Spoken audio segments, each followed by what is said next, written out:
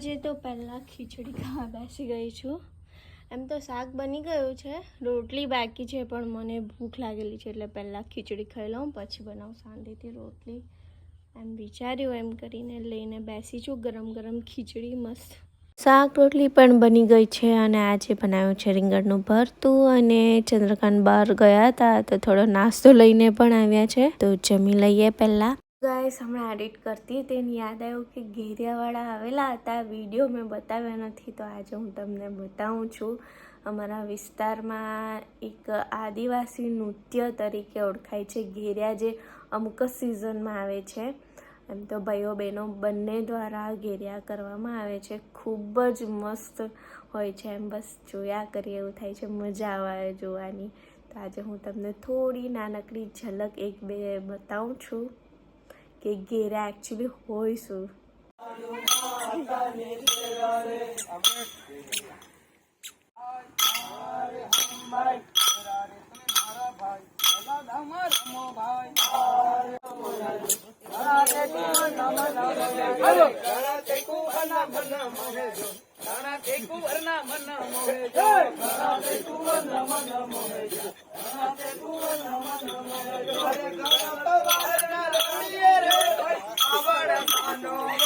વાગી ગયા છે સાંજના 4 અને અમે જઈ રહ્યા છે દીદીના ઘરે.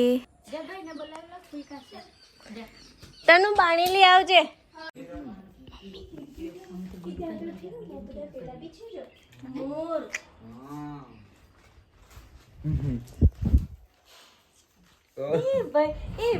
તनु કાલે તે વ્લોગ બનાવતી હતી, આજે भी तो हम तो बनाई આજે भी हम હેલો ગાઈસ મેં રૂહી હું એમ करे फिर એમ કરે अच्छी વ્લોગ બનાવતી હતી રૂહી વ્લોગ બનાવ્યો ને.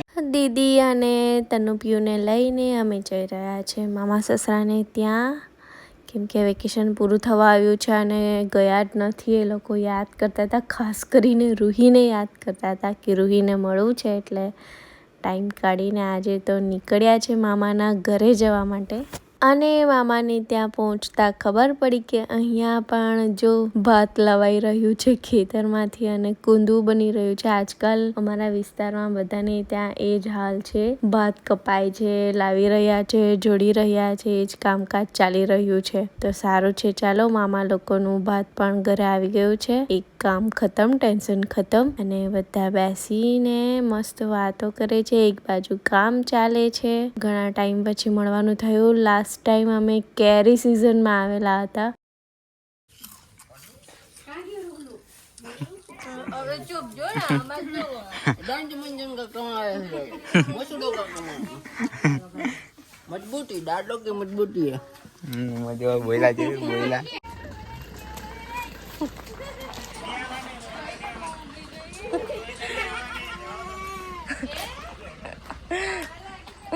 ચા અરે તો ગાડી વળ.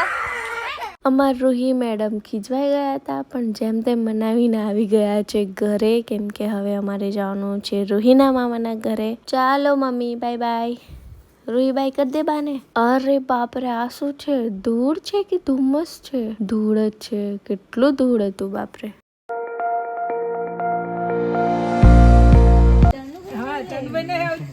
કેમ છો?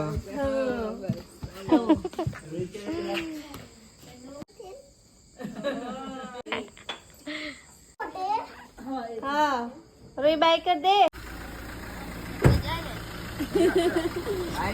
Bye bye. આજે ડિનરમાં છે તુવરનું શાક અને ચોખાનો રોટલો. આ બાજુ મારી રૂહી પણ સૂઈ ગઈ છે.